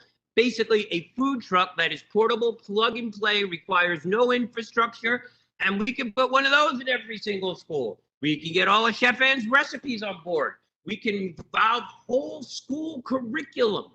In my testimony, and I urge you to read it, I cited about 3 pages of data that really shows that if you give children the opportunity to grow good food, they eat good food. They really do. Children who grow kale, eat kale. But the little ones, and I really want to call it Ronaldo for really, you know, my oversight in this work. My work started with overage, undercredited children, children in foster care, special needs kids. But when you start with those little ones, you don't go from seed to harvest without cultivation in the middle. And that cultivation of food in a classroom, of color acquisition, of ordinal directions, of patience, of nurturing, of understanding that we are all part of one living, breathing ecosystem changes everything. So I think we have the ability to do this. I urge everyone to continue doing this. And, you know, this is not, I don't want to say goodbye to anybody here, but rather see you soon, read the testimony, and let's work together to make EPIC happen. Thank you very much. You're not leaving us yet, are you? No. Oh, I'm okay. listen, never. All right. Okay. Thanks. Let me. Are you through, Ms. Scanlon? Yes, I yielded back. Yeah. You know, I had an opportunity of visiting some sites in Pennsylvania with Ms. Scanlon. We visited was it Bartram's Garden? Am I saying that right? Yeah. And it was really amazing to listen to people talk about food sovereignty, which is something I wasn't kind of natural part of my vocabulary, but the bottom line was, I mean, more and more you hear people, especially as they learn more about nutrition and about how food is grown, more and more people want control over what they put in their bodies, and they want more knowledge about how things are grown, and it really is a, you know, it is a growing movement in the country, and I think worldwide, but it's a welcome movement because I think at the end of the day we will have kids who will learn better in school. We will have who will grow up into healthier adults. But I really we enjoyed very much that visit.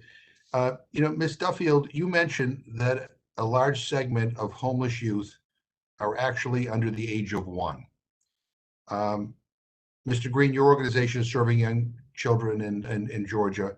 So when we think about ending childhood hunger, what are some of the issues we have to keep in mind when developing strategies to end hunger when a child and their family are unstably housed? Just let me add on to this. So I've been I may have mentioned this, but we have, in addition to trying to work with all the various chairs of committees, by the way, every single chair of every single House committee, from agriculture to intelligence to educational labor to small business, all signed on to a letter to the White House saying we want this White House conference. But we are also meeting with each cabinet official one by one by one. We met with Secretary Buttigieg, and we talked about the need to get the transportation department to buy into this conference we're doing. And he's, well, I'm transportation. I said, absolutely, but I mean, people who live in food deserts need to get access to food, refrigerated trucks. We go on and on and on. I met with Secretary of Energy Granholm, and I said, what does the Department of Energy have to do? Well, we can talk about climate change, which you have a big influence on, but utility costs in the Northeast, where I'm from, it's cold, and heating bills intrude on the food budget. And I was out in Arizona. It's hot. I mean, in some parts of California are hot. So your air conditioning costs play a role in that as well.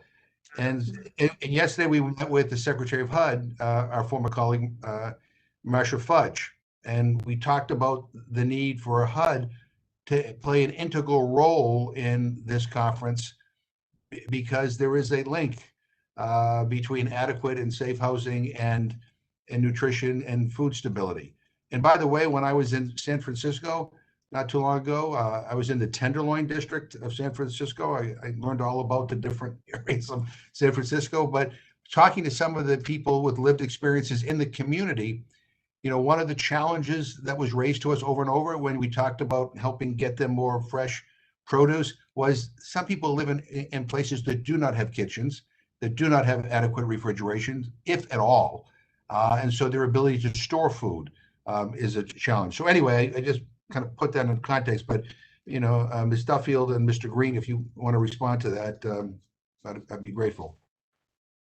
Thanks very much. It is true that we look at who in the United States is most likely to be in a homeless shelter. What age is a child under the age of 1 is most likely to be in a homeless shelter.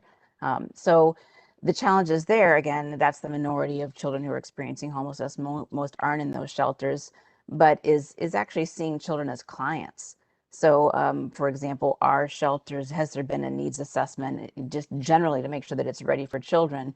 Can children eat when they need to eat? Can they eat the foods that are appropriate for them? And unfortunately, in a lot of our outreach, that may not be the case. For example, if there's meals at set times, well, young children need to eat when they need to eat, not just at a certain specific time. So a lot of it is, again, sort of refocusing and having a real child-centered and young child-centered approach to how we look at places like shelters. Another big piece, though, is just making sure that those families who are so mobile, they're moving all the time, are connected to someone and something. So for young children who aren't old enough for school, that might be their Head Start or early Head Start program.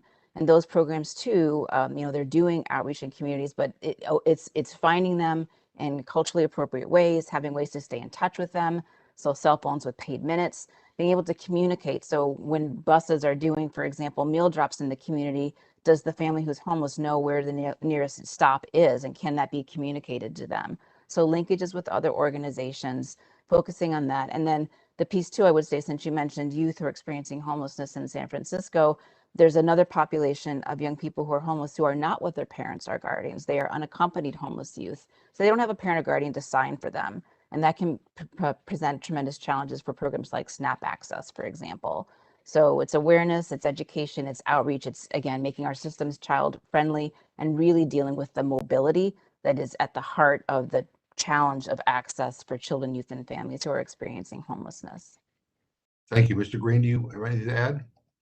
Yes, I'll add to that. So definitely it is a coordination of people and organizations, as previously stated, and also working with existing programs such as WIC and CACFP to really help find areas, and the National School Lunch Program, to really find ways to really catch these vulnerable younger children. One of the things that the pandemic has taught us is that if we provide when provided flexibilities, we're able to serve more children. But that doesn't really negate some pitfalls that are within those flexibilities, such as again, as stated previously by Ms. Duffield, that being able to find those families so they know where food pickup and pickup spots are. But one thing, like what happened under CACFP, is that although sites were able to give non-congregate grab-and-go meals, a lot of providers and child care centers weren't able to give meals to children that were not in their care. So that meant enrolled in care. So let's say, for example, I'm taking care of a 2 or 3-year-old, but um, but there's a much younger sibling that's not enrolled for childcare, or a sibling that's over 12 that could not be eligible to be enrolled in that childcare program. That they weren't able to give meals to those family members to get reimbursement for. And so it'd be very um, uh, uh, advantageous if we really look at that and how that worked during this pandemic, and how we can really extend it so that there's a little bit more flexibility so we can catch these younger siblings, and also with the some food piece of it, to really make sure that there is a focus on providing food that is appropriate for those much younger children, not just the food, but also the serving sizes and the way that the food is prepared. Thank you very much. We've been doing a lot of hearings here in the Rules Committee on this topic, as I said at the very beginning, and I think we all have come to appreciate that food is medicine. Food enables our children to learn. Food is also love, and food is also respect. I mean, when I was visiting Mr. Ritz's school in New York, and he brought some apples into a classroom, I mean, these kids felt like $1,000,000. I mean, it was unbelievable. And you can tell, right? You can tell that when kids feel appreciated, when kids feel respected. And I think food is a big part of this. We also have to make sure that the food that we're providing is culturally sensitive as well. We live in a very diverse country, and we want to make sure that that's part of the discussion as well. But Mr. Ritz, some people will hear about how much produce you're growing in the Bronx and kind of balk and say, like, how is that possible? And recently you mentioned that you worked on a project in West Virginia related to foster youth. And can you tell us how the model you use in the Bronx can work in places like West Virginia and other places around the country? Because obviously every area is different. And I want to make sure that when we talk about the project in West Virginia, that we're sending that information to Senator Manchin, because we need Senator Manchin and we need Senator Sinema from Arizona to support the Build Back Better bill, so that we can actually provide the money that we're talking about for school infrastructure. But I will yield to Mr. Ritz. Well, thank you. Simply put, our project in Appalachia at Stepping Stones is one of the most remarkable projects that we've ever undertaken. To think that we can go in the heart of coal country from an extraction economy to an absolutely production-based economy really speaks to what is possible in the Build Back Better bill. Remarkably, we're using the very technology that we use here. We grow tons of food in school with children. That's about 7 days. We have classrooms full of these. There's my wife. You could say hello to her. But, all across America, we have classrooms like these. And the whole idea about this technology is that it is portable, it is lightweight, and it is all year round, and puts the garden inside of a classroom, regardless of seasonality, using things that are really important to children. 90% less water and 90% less space.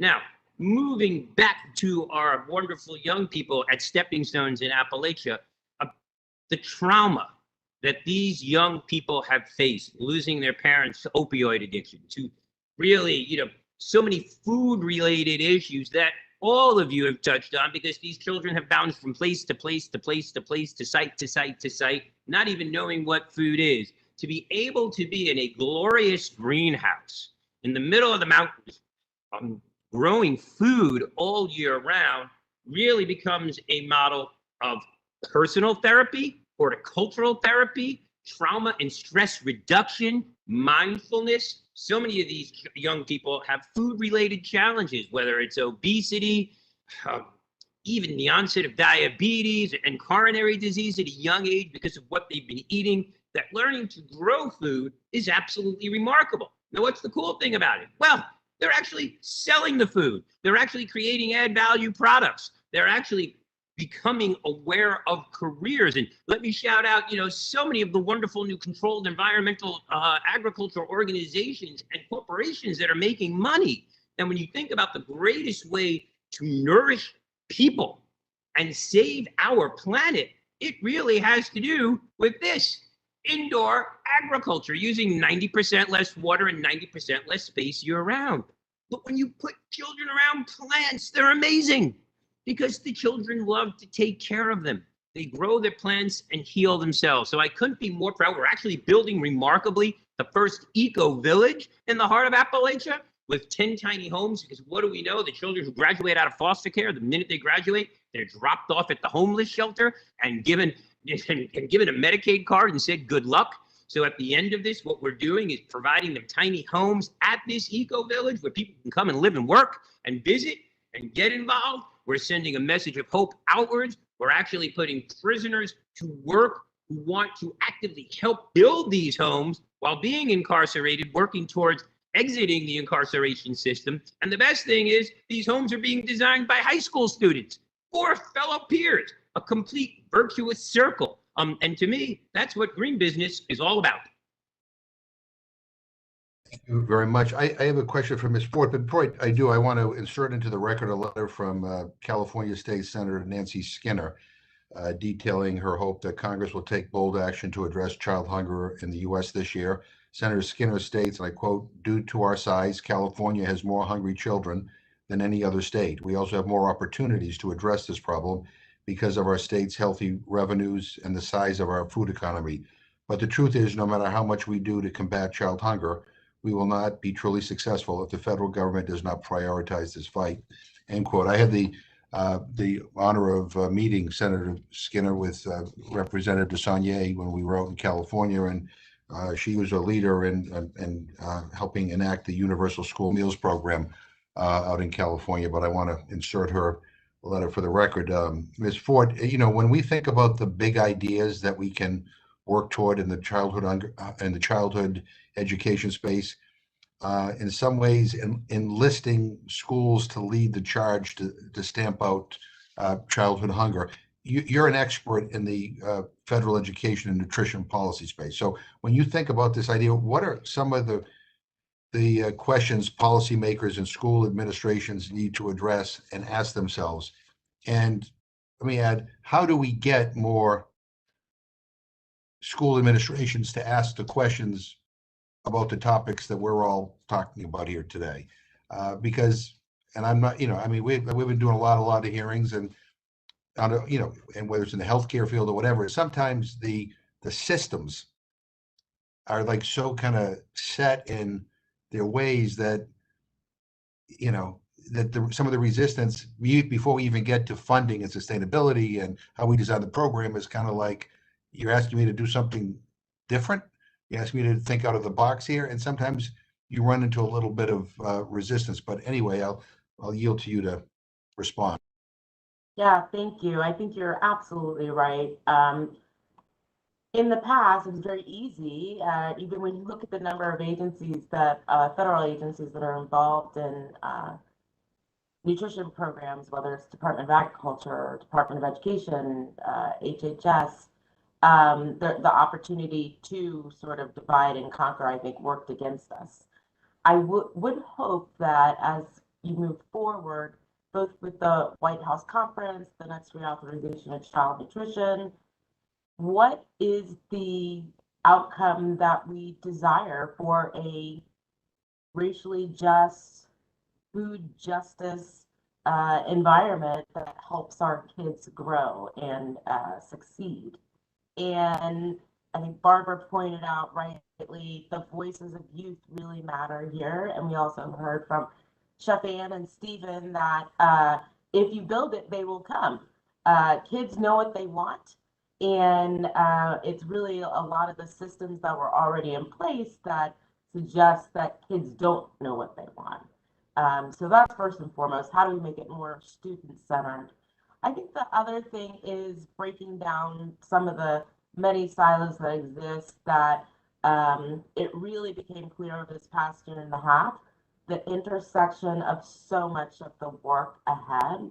We cannot just look at education. We cannot just look at nutrition. We cannot just look at housing insecurity. They all feed into one another. They all feed into one another. And that's why at the Education Trust, you know, in addition to doing the work that we do around access to advanced coursework, improving early childhood education, you know, how do we make sure we're reducing Black student debt?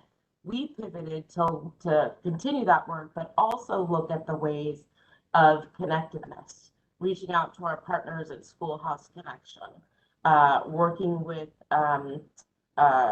individuals who have been incarcerated to really identify what the nexus was. And there are so many joint issues that can be solved when you start trying to reduce those barriers and get people to realize that part of it, some of these systems were meant to keep children hungry, keep children unhoused, and if we can get to the root of that, I think we'll be able to tackle a lot of the solutions and get more big ideas out there.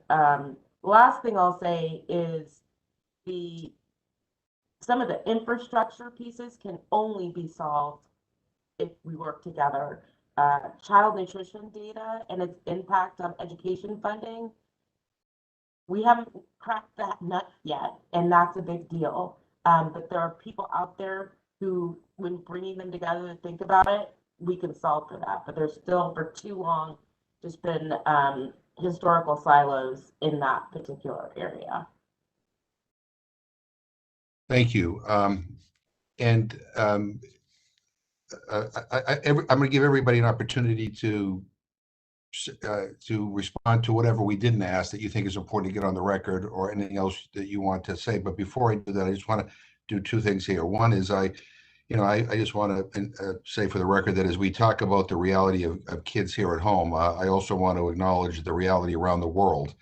Officials at the United Nations recently warned that 1 million children in Afghanistan are at risk of starvation and death as winter months arrive. And that's 1 million children in Afghanistan alone.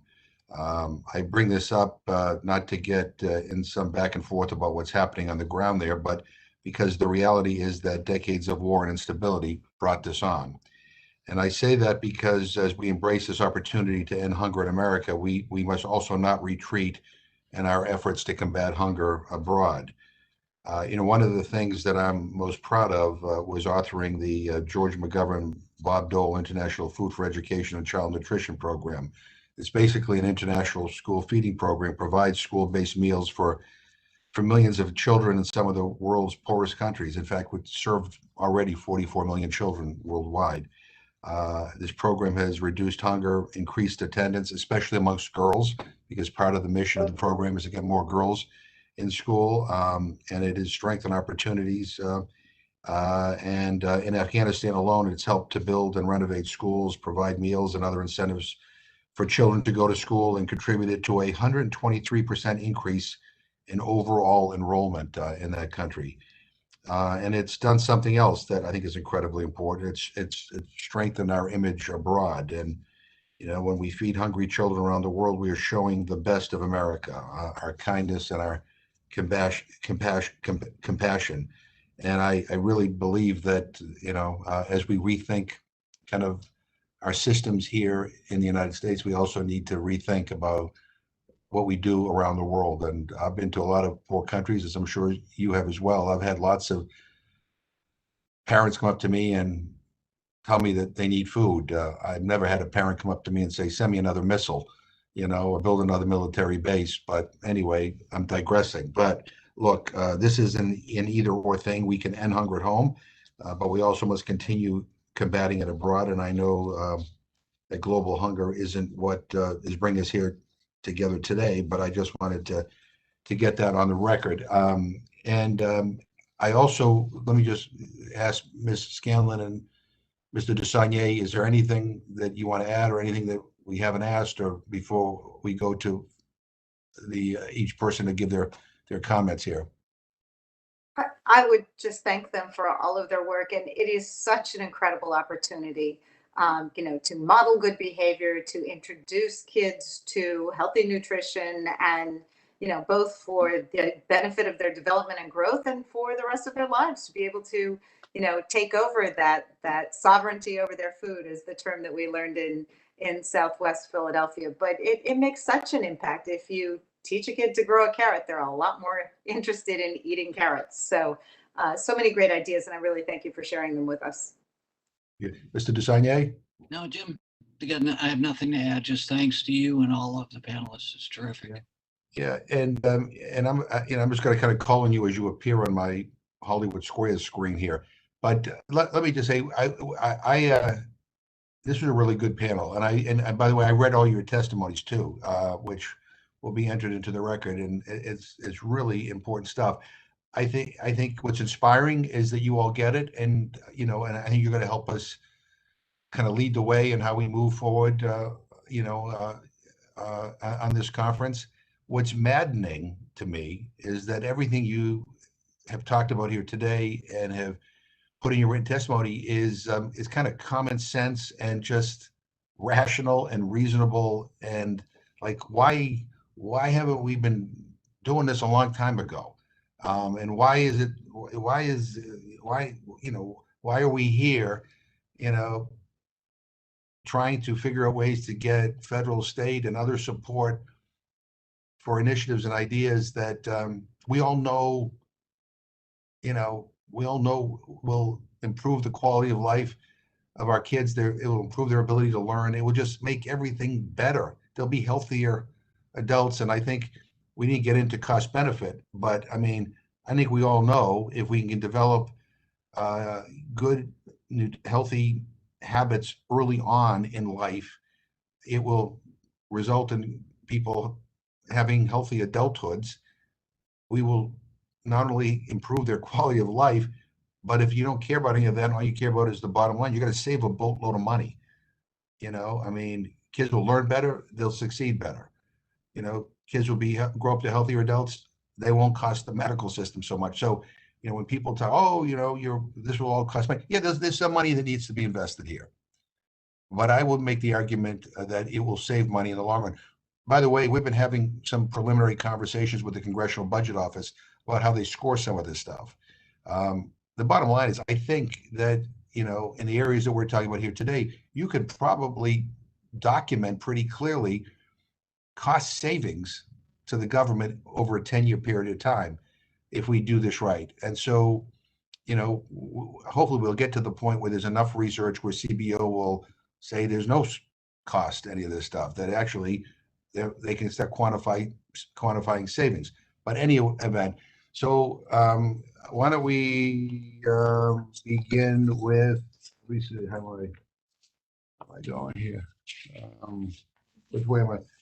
I'm just going like on the top. So Chef Ann, you are right next to me in my, so why don't we begin with you? Anything you want to say for the record that you think is important for us to know? Please say it now.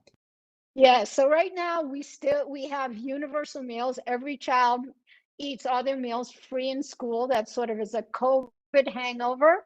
But I think that healthy school meals for all, which is a nicer way of saying universal meals, is something we have to continue for pre-K 12, for every kid, for in childcare everywhere. We need to feed every kid every day healthy food in schools. We need to see this with child nutrition reauthorization that's coming up hopefully sometime soon, supposed to be this year, but we need to see this stuff in the farm bill that's going to be next year. And we really want to see a definition of scratch cooking in child nutrition reauthorization. But the most important, let's make sure that every kid every day has healthy food in schools for free, no more stigma, no more schools trying to decide whether to feed the kid or pay the staff or any of that stuff. We as a country, the richest country on the planet, should have no hunger and healthy meals in school. Thank you. Thank you. Ms. Ford. Thank you again for inviting the Education Trust to participate, Chairman McGovern. And we continue and will always be working for a just society and just schools that really acknowledges the role of food, the role of racial justice, and ensuring that all kids can succeed. Really encouraged by the participation of members here who also get it, and just want to support you all in making sure we can help in whatever way to help educate others on the role of food in improving education and improving the well-being of students in this country. So thank you so much. Thank you, Mr. Thompson. First of all, thank you for having me here this morning. Thank you for everybody that's here this morning and the good work that you're doing. These problems feel wicked, but it's important to remember that these are human-caused problems, and there are human-caused, or there are human-driven solutions to all of this stuff that feels impossible. But again, thank you to everybody for your contributions in this field. Ms. Duffield. Again, thank you. I'd say just two things in closing for the record. One is about access. Any policy, program, or practice that is predicated on a child having a safe, stable place to be, one place to be, is not going to reach them. So instead of it being an afterthought, how do we reach highly mobile children? It needs to be at the front and center of how we design policies and programs. Secondly, in terms of integration and breaking down the silos, recognizing how people experience their own lives. If schools can provide food assistance, they can provide housing assistance. Let's just cut out the middleman, cut out 211, cut out the referrals, feed kids, house kids, help them. So again, thank you. I think the very fact that I'm on this part of this hearing shows that you already understand the interconnectedness of the issues. Thank you very much. Mr. Green. Yes, I would like to first thank everyone for this opportunity to be here and to be with this august body of experts. Just two quick things. The Miltontown district in Vermont, that school district works with child care programs to procure meals to those sites. So that's an example of a collaboration between schools and early care and education sites working together to solve the nutrition and hunger needs of their communities. So that's just, if we can have more of that, that can go a long way. And the second thing I would like to leave with is that in Georgia, we have a great center director in Meriwether County, and she has to drive 25 to 30 miles to get food that is affordable to feed all of the children in her child care program. There was one time where she had to drop off one of her kids because of circumstances of the family at that time. And when she saw the refrigerator open, there was only a mayonnaise in there, a jar of mayonnaise. And because of that time, she made it her goal to always make sure that children that leave her care leave with food to make sure that they're not hungry. And this is food that she's not getting reimbursed for. She's doing this out of the kindness of her heart. And it is really incumbent that we reward providers and serve children that need these dinner meals, this extra dinner meals, by making it reimbursable to the people who are working directly with them every day. And I thank you for this time and opportunity. Thank you very much, Mr. Ritz. You just moved from the bottom right of my screen to the center square. So you will, I will yield to you to close at this point. Well, thank you. Let's be clear. Food justice is racial justice. And here in the poorest congressional district in America, in our humble corner, we're looking to change that. Because if not, we will die. And we will die slowly and painfully. And you know, the collective work here is amazing. And it speaks to one truth. And that truth is that no child rises to low expectations. Zip code and skin color should not determine outcomes in life. Education and access to healthy food should. Now, Chef Ann said it best. No one can do everything, but everyone can do something. And we don't have to be great in order to start, but you have to start in order to be great. Chairman Jim, I thank you for your courage, because this work does require courage. And the opposite of courage is not cowardice. The opposite of courage is conformity, because even a dead fish can go with the flow, and we are not dead fish, we are swimming. And the degree to which we resist injustice is the degree to which we are free. No child should go to bed hungry in America, and we can end hunger tomorrow. If not us, who? If not now, when? Let us come together and solve this problem. We can do this. Make epic happen. You heard? Thank you very much, everybody. Let me, let me just close with this observation. I appreciate the nice compliment, but I mentioned at the, I invoked George McGovern, former senator from South Dakota, and Senator Bob Dole early on. They actually were part of this special select committee on nutrition and human needs that did a lot of important work, especially during the 1970s. It wasn't a partisan issue. It was like, we need to end this problem. It's a big problem. And progress was being made. For some reason, we've lost our direction. And we all talk about the food insecurity and hunger during the pandemic, but let's all be very honest. This was a problem before the pandemic. It was unacceptable. I mean, 37 million people in the richest country in the world hungry before the pandemic. It just got worse. And George McGovern who was an intern for it, no relation, had a good last name, but no relation.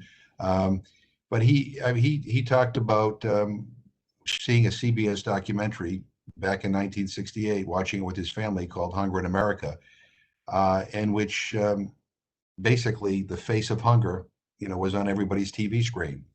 And he said back then that, as a United States Senator watching this, I was ashamed, not only because the problem was so prevalent in this country, but that as a United States Senator, I didn't appreciate how big of a problem it was. And so that spurred him into action. And so much of the same sentiment moves me. And that is that, since being in Congress, I have people who come to my office all the time who are hungry, looking for places to get food. My sisters teach in the public school system here. They tell me the realities of what they see each and every day. They worry about these kids on weekends. They were panicked about these kids during the pandemic because they were not sure they were getting fed on a regular basis. When I was growing up, I used to pray for snow days so school would be canceled.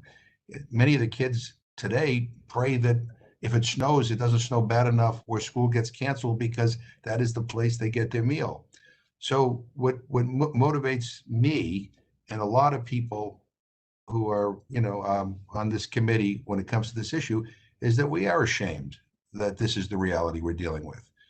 And it doesn't have to be hunger, food insecurity, nutrition insecurity. Those are political conditions. I mean, we don't live in the Sahara Desert. We have plenty of food, right? We have the knowledge. You have talked about what we need to do. We know what to do, right? But we haven't mustered the political will to actually solve this problem. And I'm hoping that this conference will be a place where we can actually look at this issue holistically and put in place a plan to solve it. 52 years ago was the last White House conference on this topic. That resulted in WIC. That resulted in improvements to the SNAP. Back then it was called food stamps.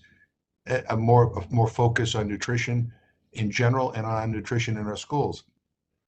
So a lot of good things happened. It was an imperfect conference. They didn't talk about this like we are here today. They didn't elevate the voices of people with lived experiences as much, which we want to do, because what I've learned is that I may have a good idea, but that one glove may not fit all. So I will end by saying to all of you, thank you so much for what you do. Thank you for giving us your time today. This is part of the volume we got to provide to the White House, but this is not the end of it with all of you. We, our staff on the Rules Committee, and we expect the White House staff will be reaching out to you as we develop what this conference will look like. And your expertise will be invaluable, and your enthusiasm and your passion is also invaluable. So with that, I thank you all very much. The Rules Committee is adjourned. Everybody be safe. We'll talk to you soon. Bye. Yeah. Thank you. Bye.